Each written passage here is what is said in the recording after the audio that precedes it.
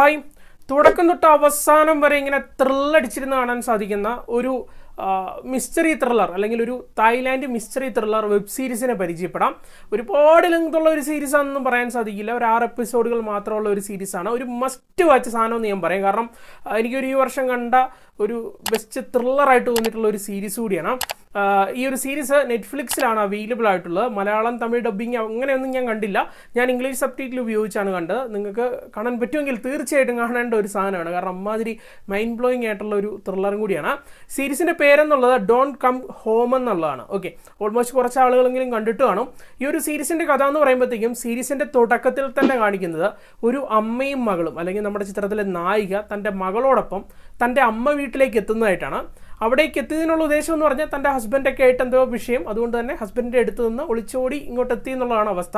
ഇനി കാര്യത്തിലേക്ക് എത്തുമ്പോഴത്തേക്കും ഇവിടെ എത്തിയതിന് ശേഷം ഈ അമ്മയ്ക്കും മോൾക്കും ഒരു സംഭവം നേരിടേണ്ടി വരികയാണ്. ആ സംഭവം എന്താണെന്നുള്ളത് നിങ്ങൾ സിനിമ കണ്ടു തന്നെ മനസ്സിലാക്കി എടുക്കുക. എന്തായാലും അതിനുശേഷം അങ്ങോട്ട് അൺഎക്സ്പെക്റ്റഡ് ആയിട്ട് നടക്കുന്ന തീപ്പൊരി സംഭവങ്ങളായിരുന്നു ചിത്രത്തിൻ്റെ പ്രമേയം എന്നുള്ളത്. മൈൻഡ് ബ്ലോയിങ് സ്ക്രിപ്റ്റ് എന്ന് പറയാൻ സാധിക്കും ഇതിൻ്റെ ആ ഒരു കഥാഗതിയെ പറ്റി. കാരണം എനിക്ക് തോന്നുന്നു ഈ ഒരു സിനിമയുടെ സ്റ്റോറിക്കുള്ളിൽ, ഒരു സിനിമയ്ക്കുള്ളിൽ ഉപയോഗപ്പെടുത്താവുന്ന സർവ്വ എലമെൻസും ഉപയോഗപ്പെടുത്തിയിട്ടുണ്ട്. അതായത് സിനിമയ്ക്കുള്ളിൽ ക്രൈംസ് ഉണ്ട്, ഇൻവെസ്റ്റിഗേഷൻ ഉണ്ട്, ഹൊറർ എലമെൻസ് ഉണ്ട്, സൂപ്പർ നാച്ചുറൽ എലമെൻസ് ഉണ്ട്, സൈക്കോളജിക്കൽ എലമെൻസ് ഉണ്ടെന്ന് പറയാൻ സാധിക്കും.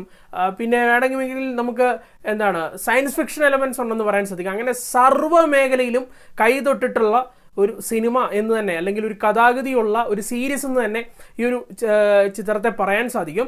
അതും ഇത് അവതരിപ്പിക്കുമ്പോഴത്തേക്കും ഓരോ എപ്പിസോഡും, ഞാൻ പറഞ്ഞു വലിയ എപ്പിസോഡിൽ 6 എപ്പിസോഡുകളാണുള്ളത്. ഓരോ എപ്പിസോഡിനും 3/4 മണിക്കൂറാണ് ദൈർഘ്യം.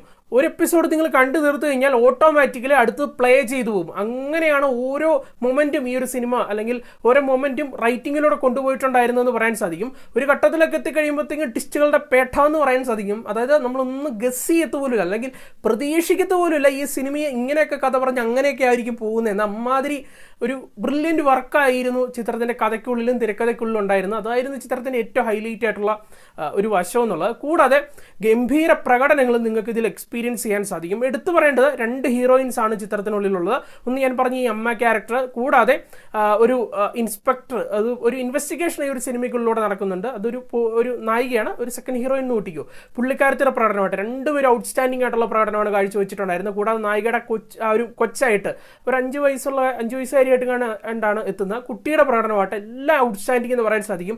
ഇവർ മാത്രമല്ല, നിങ്ങൾ ഇംപ്രസ് ചെയ്യുന്ന ഒരുപാട് പെർഫോമൻസ് നിങ്ങൾക്ക് ഇതിൽ കാണാൻ സാധിക്കും. ടെക്നിക്കലി എടുത്തു പറയേണ്ട, ആദ്യം പറയേണ്ടത് ചിത്രത്തിൻ്റെ ആർട്ട് വർക്കിനെ പറ്റിയാണ്. സിനിമയുടെ കഥാപരിസരം എന്നുള്ളത് എനിക്ക് തോന്നുന്നു ഒരു 90-95% അല്ലെങ്കിൽ 90% ഒരു വീടിനുള്ളിൽ തന്നെയാണ്.